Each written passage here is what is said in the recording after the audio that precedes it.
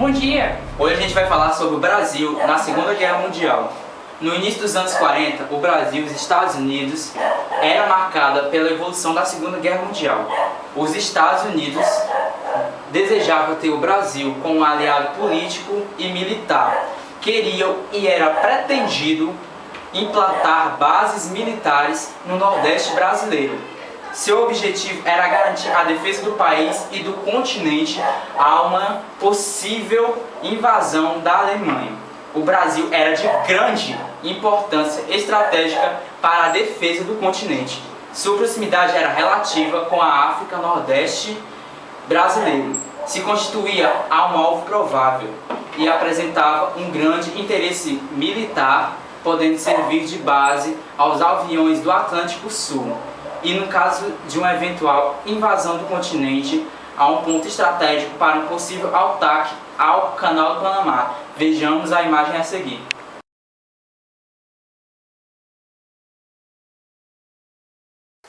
Diante desse quadro, Getúlio Vargas decidiu negociar com os americanos não simplesmente o fornecimento de armamento norte-americano ao Brasil, mas principalmente a concessão de crédito e assistência técnica para implantar as indústrias siderúrgicas e bélicas no Brasil.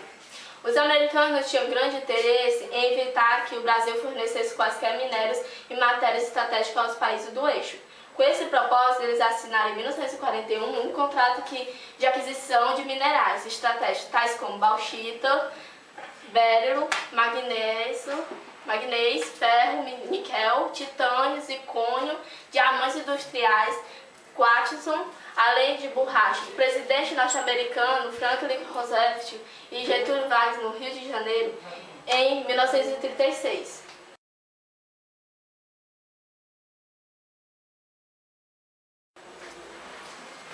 Em janeiro de 1942, realizou-se no Rio de Janeiro a terceira reunião da Consulta dos Ministros das Relações Exteriores das Repúblicas Americanas. Neste encontro, os Estados Unidos tentaram obter um documento de rompimento nos países latino-americanos com o eixo. A Argentina realizava esforços para impedir que o projeto de resolução prosperasse. Finalmente, foi aprovada uma resolução recomendando aos países participantes do rompimento de relações diplomáticas com a Alemanha, Itália e Japão. Na própria noite de encerramento da reunião, alguns países, entre eles o Brasil, anunciaram o rompimento com o eixo.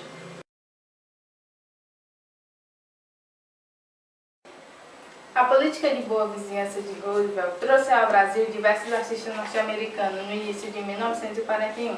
O Congresso dos Estados Unidos havia votado a lei de empréstimo e arrendamento, conferindo poder ao presidente dos Estados Unidos para vender, transferir, trocar, arrendar armamentos e equipamentos a qualquer país, sempre que a defesa dos Estados Unidos o exigisse. A lei, conhecida como Lend and Lease, foi motivada diretamente pela situação da Inglaterra, que em janeiro de 1941 dispunha de reservas de ouro ou dólares para comprar nos Estados Unidos as armas que necessita para frente ao esforço de guerra contra a Alemanha. Em janeiro de 1942, logo após a terceira reunião de consultas, depois de ter rompido relação com o eixo, Vargas enviou aos Estados Unidos o ministro da Fazenda Souza Costa para definir o acordo de compras de armas e de concessão de crédito e assistência técnica para a aquisição de tanques, navios antissubmarinos, aviões, armas e munição de todo tipo, além de recursos e assistência técnica para a implantação de indústrias estratégicas no Brasil, particularmente da indústria siderúrgica. Posteriormente, foi incluída no acordo a Fábrica Nacional de Motores.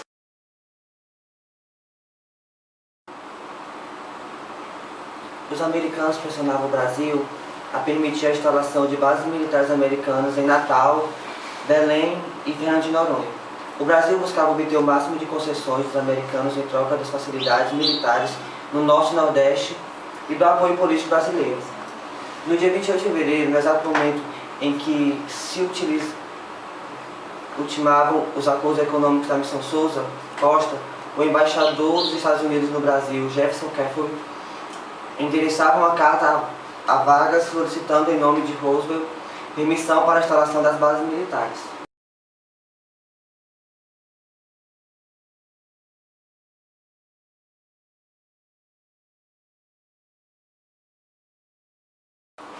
Em 15 de fevereiro de 1942, o navio Buarque foi afundado por um submarino alemão. Todos os tripulantes e passageiros se salvaram, exceto um passageiro português que faleceu de ataque cardíaco. Dias depois, em 18 de fevereiro, o navio mercante Olinda foi afundado por um submarino alemão. O comandante do navio brasileiro foi obrigado a subir a bordo do submarino para ser interrogado.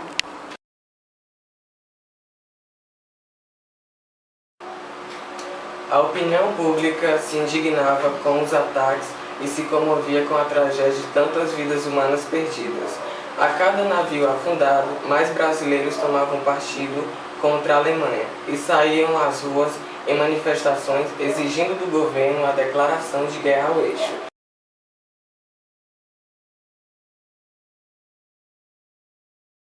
Em dezembro de 1942, Getúlio afirma em um discurso que a participação do Brasil na guerra não deveria se limitar ao fornecimento de materiais estratégicos aos países aliados e que a ação militar fora do continente americano deveria ser considerada.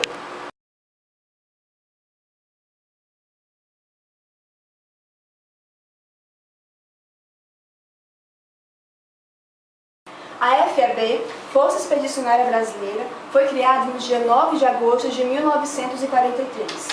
E foi nesse mesmo ano que ficou estabelecido que o Brasil lutaria no solo europeu. No ano seguinte de 1944, os soldados brasileiros viajaram a bordo do navio General Nemo, sob comando do general Euclides Zenóbio da Costa. Foram enviados cerca de 5.075 soldados brasileiros.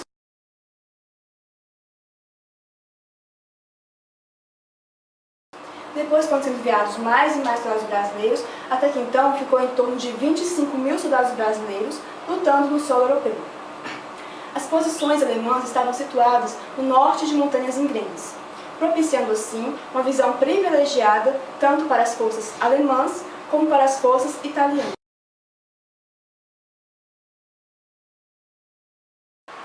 Em 8 de maio, a Segunda Guerra Mundial terminava no território europeu. Ao todo, 454 integrantes do FEB perderam suas vidas na campanha da Itália.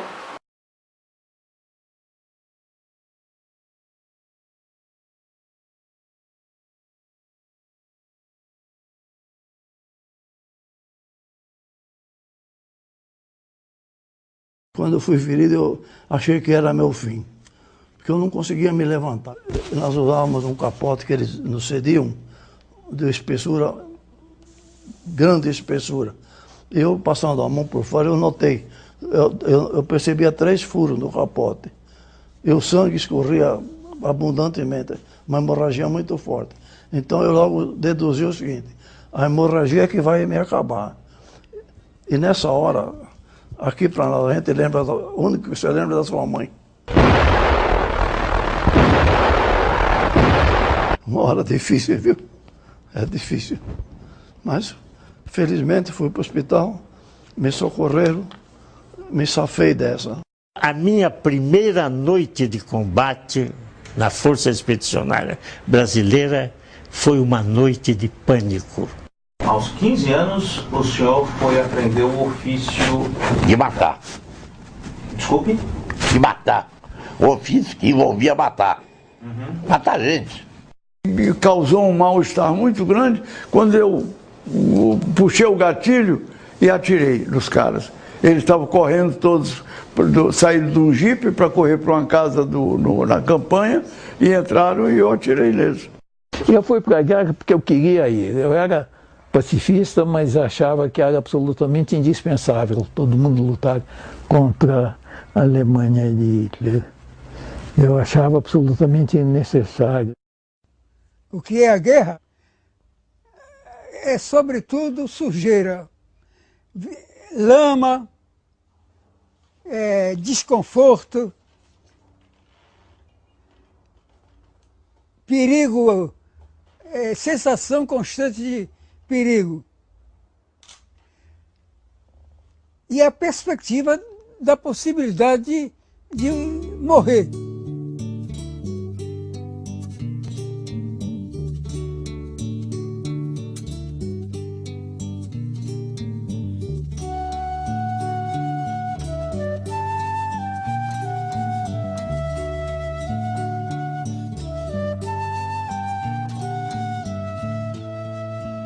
Pensem nas crianças mudas telepáticas.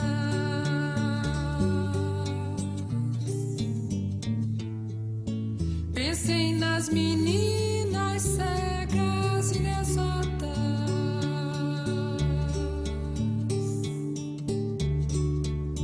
Pensem nas mulheres rotas, alteradas.